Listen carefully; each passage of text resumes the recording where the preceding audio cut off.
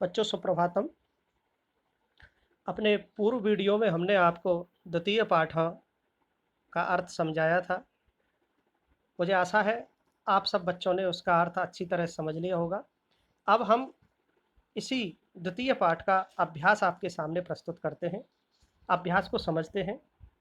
पहला प्रश्न है उच्चारणम करो, अर्थात उच्चारण करिए। तो बच्चों आपको जो ये शब्द लिखे हुए हैं इनका उच्चारण करना है।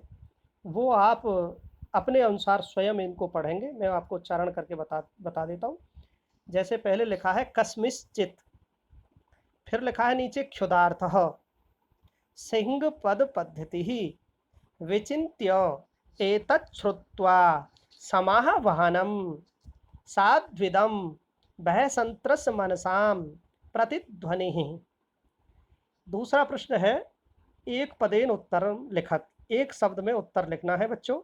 सिंहस्य नाम किम, सिंह का नाम क्या है? तो आपको बताना है सिंह का क्या नाम है। खर नखरा। गुहाया स्वामी कै आसी, गुफा का स्वामी कौन था? गुफा का स्वामी कौन था? श्रृगालः। दधिपुच्छ नाम का जो सियार था, तो आपको वो उत्तर लिख देना, दधिपुच्छ लिखोगे या फिर श्रृगालः लिखोगे। सिंह कस्मिन् समये गुहाया समीपे आगतः, सिंह किस समय गुफा के समीप आया? तो सिंह किस समय आया था? सूर्यास्त समय, सूर्यास्त के समय। ये आपको उत्तर लिखना। हस्तपादादिका क्रिया किसाम न प्रवर्तन्ते, हाथ पैरों की क्रिया किसकी नहीं होती हैं? बच्चों याद करिए, उसने एक श्लोक बोला था, भय संत्रस मनसाम, भय से युक्त मन वाले व्यक्ति की हाथ और पैरों की क्रियाएं नहीं चलती हैं। तो आपको इसको उत्तर लिखना है, भय संत्रस मनसाम गुहा केन प्रतिध्वनिता, गुफा में से किसकी प्रतिध्वनि की आवाज आई?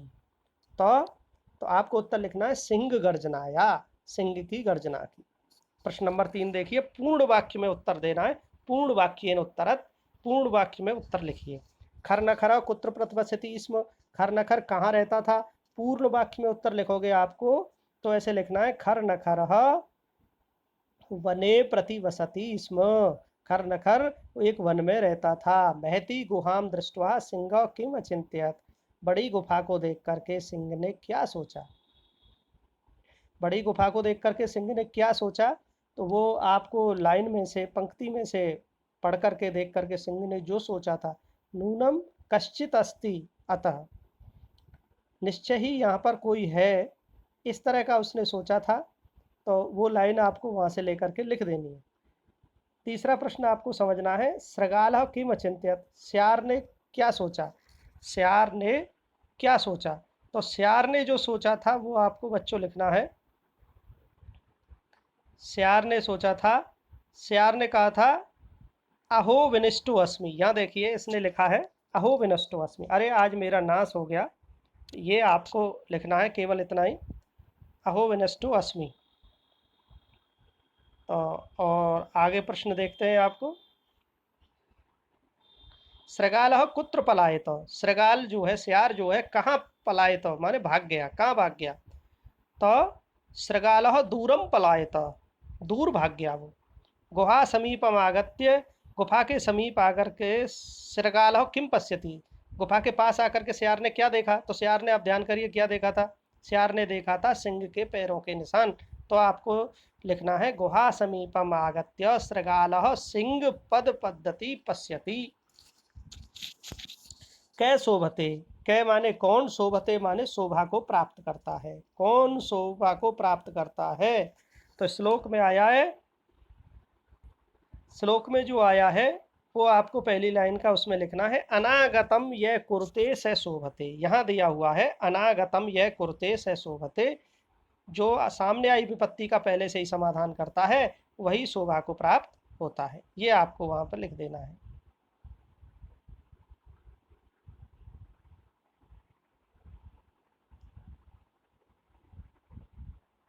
आगे देखते हैं प्रश्न नंबर 4। रेखांकित शब्दों के आधार पर प्रश्न निर्माण करिए। क्षुधार्त और सिंह, भूख से व्याकुल सिंह, तो यहाँ क्षुधार्थ को हटा करके कह शब्द आ जाएगा, कह सिंह। दधिपुच्छ भी ऐसा ही शब्द है, कर्ता को हटाते हैं तो हम कह लगाएंगे, कह नाम श्रृगालः या किम नाम श्रृगालः, ये भी हो जाएगा। ऐसा गुहा स्वामिनो, ऐसा गुहा स्वामिनः, स्वामी का सदा आह्वान करोती है, तो यहाँ आ जाएगा कस्य, किसका सदा आह्वान करती है। वह संतरस मनसाम हस्तपादादिका क्रिया न प्रवर्तते, हाथ पैरों की क्रियाएं नहीं चलती हैं। तो यहाँ आपका आ जाएगा हाथ पैरों की षष्ठी विभक्ति है, षष्ठी विभक्ति का बहुवचन आएगा। तो किम शब्द का जो है बहुवचन वो आएगा कस्य का योग केसाम, केसाम शब्द आएगा यहाँ, केसाम क्रिया न प्रवर्तन्ते। आह्वानेन सृगालः बिले प्रविश्य, आह्वान करने पर श्यार बिल में प्रवेश करके, बिल शब्द को स्थान को हटाना है तो कुत्र लगा देंगे, कुत्र प्रविश्य सिंहस्य भोजनम भोज्यम भविष्यति।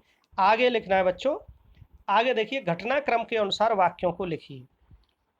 जो घटना पहले घटी है उसको पहले लिखना है, और जो घटना उसके बाद घटी है उसको बाद में लिखना है। बहुत सरल प्रश्न है, ये आप सबको अपने आप करना है। जैसे सबसे पहला मैं आपको बता देता हूँ, सबसे पहली घटना क्या घटती है, सिंहा एकाम महतीम गुहाम अपश्यत, सिंह ने एक बहुत बड़ी गुफा को देखा, यहाँ से घटना शुरू होती है। इसमें अर्थ आपने समझ लिया है, इसलिए आप जो है अपने अनुसार इसको समझ करके कौन सी घटना पहले घटी है, उसके बाद क्या हुआ, उसके बाद क्या हुआ, इस तरह से ये पूरी कहानी बन जाएगी। इस तरह से आपको लिखना है।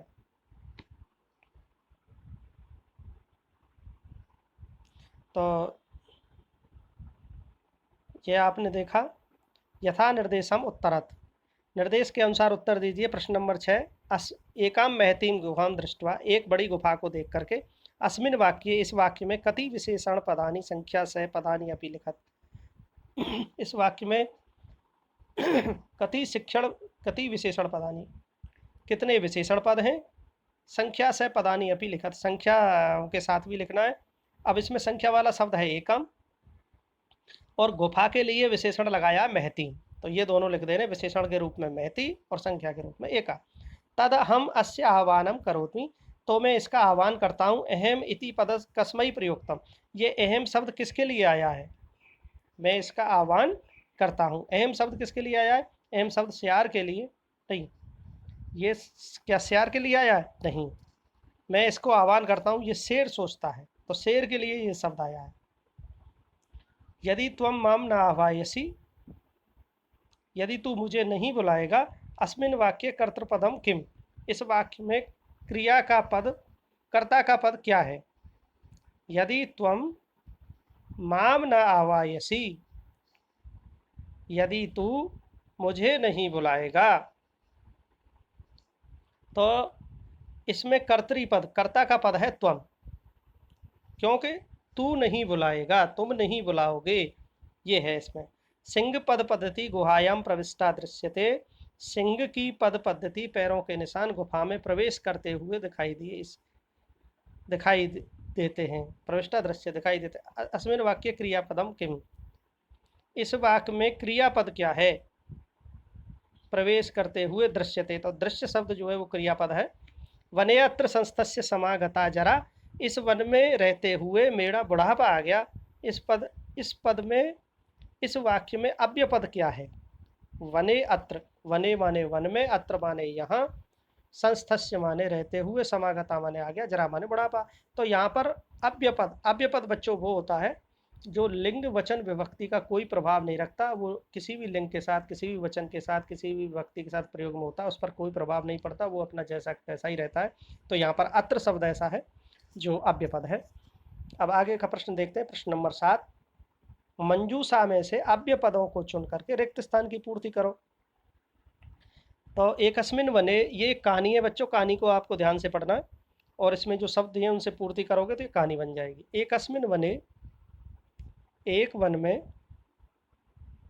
कश्चन व्याध, कश्चन शब्द आएगा, कोई व्याध, जालम विस्तीर, जाल बिछा करके, दूरे स्थित, दूर स्थित हो गया, क्रम से आकाश, आकाशात, क्रम से आकाश से, सपरिवार कपोतराज, कपोतराज आगच्छत, कपोतराज वहां पर आया, कपोतराज वहां पर आया, कपोतराज सपरिवार। प्रश्न नंबर 7, अब हम प्रश्न नंबर 7 को देखते हैं। इसमें लिखा है मंजूषातः अव्यपदानि चित्वा, मंजूषा से, बॉक्स से अव्यपदों को चुन करके रिक्त स्थानानि पूर्यत, रिक्त स्थान की पूर्ति करनी है।